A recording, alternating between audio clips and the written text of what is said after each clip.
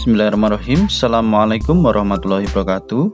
Jumpa lagi di channel YouTube Riva Nesta. Masih di sudut edukasi, belajar mudah dan menyenangkan. Bagaimana kabar adik-adik sekalian, khususnya siswa-siswi kelas 6? Semoga hari ini kita semua dalam keadaan sehat, karena dengan kondisi yang sehat tentunya kita bisa melakukan berbagai kegiatan yang kita inginkan.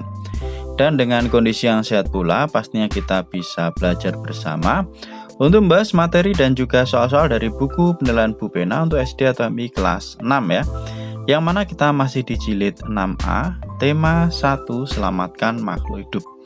Dan untuk kesempatan kali ini akan kita lanjutkan pembahasan di tema 1, subtema 1 ya, pendamping pembelajaran 5 ya adik-adik sekalian. Jadi kita akan bahas di PB 5 atau pembelajaran 5 di tema 1, subtema 1. Jadi yang masih ketinggalan bahasan sebelumnya bisa dilihat di playlist Bu Pena kelas 6. Oke, langsung saja ya kita ke pendamping pembelajaran 5. Di sini dimulai dengan muatan pelajaran IPS. Muatan pelajaran IPS KD 3.1 tentang pemanfaatan kondisi geografis di Asia Tenggara ya, kondisi geografis ya.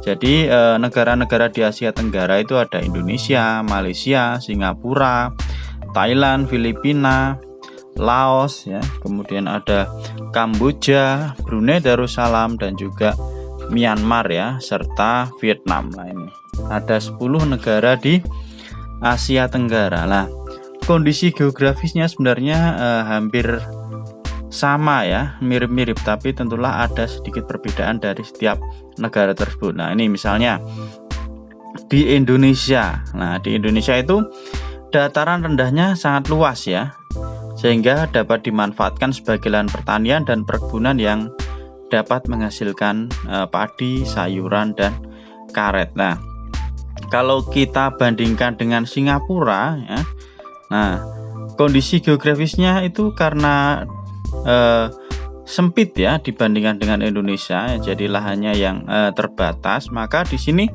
usaha pertaniannya dilakukan secara hidroponik ya, tetapi beberapa wilayah juga bisa digunakan sebagai lahan peternakan unggas. Nah, itu ya sedikit penjelasan, mungkin adik-adik semua bisa dibaca sendiri ya, karena di sini akan langsung kita ke Ayo Berlatih, dan ini ada di halaman 20 ya. Oke, di sini untuk soal yang pertama ya, ini ada gambar Pulau Phuket ya. Pulau Phuket itu ada di Thailand. Oke, pertanyaan yang pertama, perhatikan gambar berikut. Lah itu tadi ya, gambar Pulau Phuket yang ada di Thailand. Yang A, apa yang kamu ketahui tentang kondisi geografis pada gambar di sampingnya? Kondisi geografis di Pulau Phuket itu seperti apa? Nah, di sini udah saya tuliskan ya adik-adik. Nah, jadi secara geografis wilayah Pulau Phuket itu sebagian besar terdiri dari pegunungan ya. Jadi Pulau Phuket itu sebagian besar terdiri dari pegunungan. Kemudian pertanyaan berikutnya, di manakah letak kondisi geografis tersebut? Lah tadi udah saya jelaskan ya, Pulau Phuket itu ada di negara Thailand ya, Thailand di Asia Tenggara ya, masih Asia Tenggara karena kita bahas Asia Tenggara. Kemudian yang C, bagaimana pengaruh kondisi geografis tersebut bagi kehidupan sosial masyarakat sekitar? Lah pengaruhnya apa? Jadi Pulau Phuket itu dimanfaatkan penduduk untuk menangkap ikan. Kita lihat ya gambarnya sini. Lah ini ada perairan. Nah, ini bisa digunakan untuk menangkap ikan. Kemudian selanjutnya yang D, apakah negara lain di Asia Tenggara memiliki kondisi geografis yang sama dengan yang ada pada gambar? Tuliskan contohnya. Ada ya, yaitu Indonesia dan Kamboja ya. Indonesia dan Kamboja ini juga hampir sama kondisi geografisnya dengan Thailand ya. Indonesia ya, kita lihat banyak perairan juga ya. Di situ bisa kita manfaatkan untuk menangkap ikan. Oke, itu untuk nomor 1. Sekarang kita ke nomor 2. Indonesia dan Filipina merupakan negara kepulauan yang berada di Asia Tenggara ya. Indonesia dan Filipina itu ya negara kepulauan ya, banyak pulau-pulaunya. Nah, pertanyaan yang pertama atau yang A, tuliskan persamaan dan perbedaan kondisi geografis pada kedua negara tersebut. Nah, persamaannya jelas tadi ya, negara kepulauan Indonesia dan Filipina. Oke, saya tuliskan di sini ya. Indonesia dan Filipina persamaannya. Nah, ini dataran rendah dimanfaatkan sebagai lahan pertanian dan perkebunan. Ini persamaan antara Indonesia dan Thailand. Kemudian perbedaannya apa? Nah, perbedaannya sumber daya alam di Indonesia itu adalah batu bara, minyak bumi, dan gas alam. Sedangkan sumber daya alam di Filipina itu emas ya. Emasnya ini di Pulau Luzon itu dimanfaatkan, banyak terdapat emas di sana. Nah, di Indonesia juga sebenarnya ada juga ya di mana itu di Papua ya, atau di Jayapura. Nah, itu juga ada emas. Tapi ini yang membedakan ya. Perbedaannya bisa kita tuliskan ini ya sebagai referensi ya adik-adik semua. Itu untuk yang bagian A. Selanjutnya untuk yang bagian B, pertanyaannya, apa manfaat kondisi geografis tersebut untuk masyarakat di sekitarnya? Manfaatnya apa? Nah, ini dimanfaatkan sebagai lahan pertanian dan perkebunan ya. Dengan kondisi geografis yang seperti itu, maka bisa digunakan sebagai lahan pertanian dan perkebunan.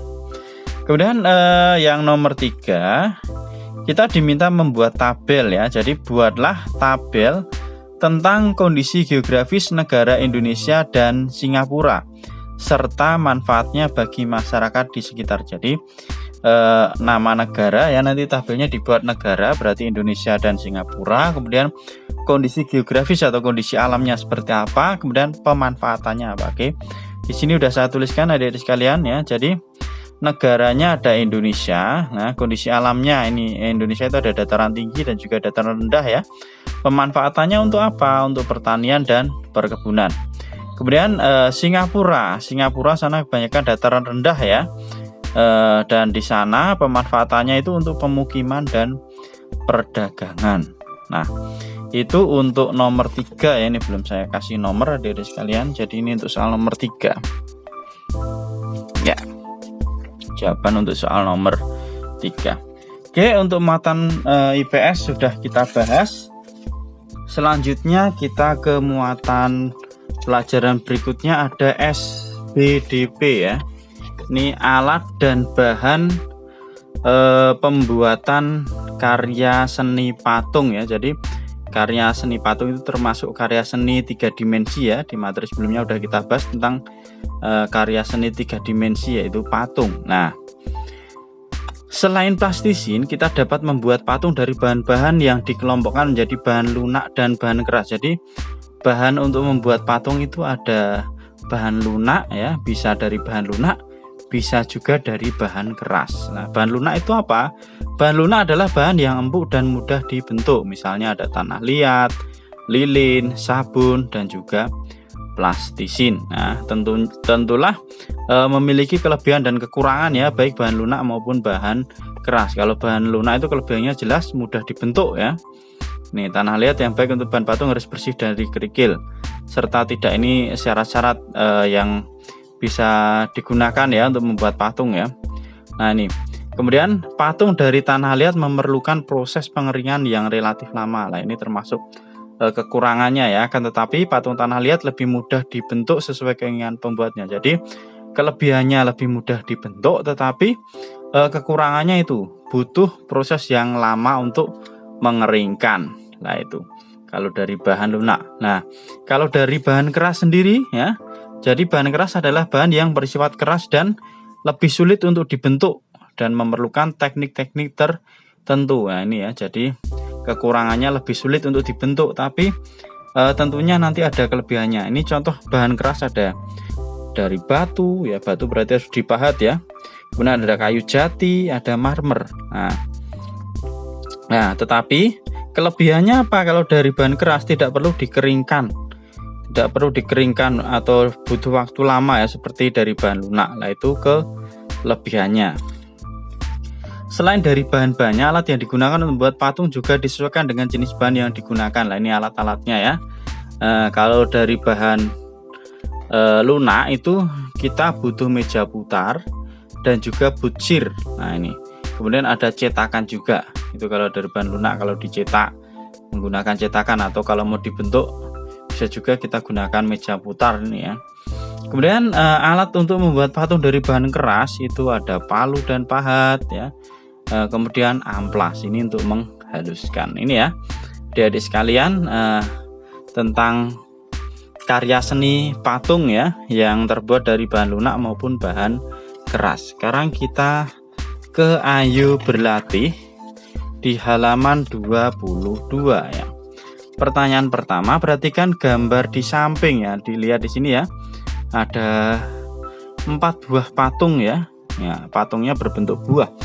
Ada buah manggis, rambutan, dan juga buah durian ya. Buah manggisnya ada 2, rambutannya 1, duriannya ada 1. Pertanyaannya sekarang, berdasarkan bentuknya, termasuk bentuk apakah patung pada gambar tersebut? Lah, berdasarkan bentuknya, di materi sebelumnya kita sudah tahu ya adik-adik sekalian ya. Jadi diingat kembali, itu adalah bentuk patung figuratif sini saya. Jadi jawabannya adalah figuratif. Apa itu bentuk figuratif? Oke, di sini adik-adik bisa lihat ya, berdasarkan bentuknya ya. Jadi patung dibagi menjadi 2 jenis, yaitu bentuk figuratif dan non figuratif. Kalau tadi adalah figuratif. Apa itu bentuk figuratif? Bentuk figuratif adalah bentuk patung yang realis ya, real ya, nyata, seperti bentuk alam yang meliputi bentuk manusia, hewan, dan tumbuhan. Nah, tadi kan bentuk buah ya, masuknya berarti di tumbuhan.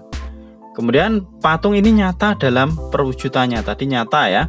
Kemudian kalau bentuk non figuratif adalah bentuk patung yang terlepas dari bentuk alam atau bentuknya abstrak. Nah, misalnya ada bentuk garis, lengkungan, bulat, atau memanjang, tetapi tidak bentuknya masih abstrak.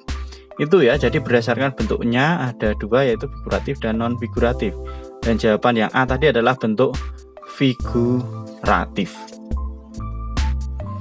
Selanjutnya yang B, jelaskan fungsi dan tujuan dari pembuatan patung pada gambar tersebut. Nah, kira-kira apa fungsi dan tujuan pembuatan patung tersebut? Nah, ini adalah sebagai patung dekorasi ya, yaitu untuk hiasan taman, bangunan, ataupun tempat lainnya. Jadi fungsi dan tujuan dari pembuatan patung itu adalah sebagai patung dekorasi ya, untuk hiasan taman, bangunan, ataupun tempat lainnya ya, supaya lebih indah ya.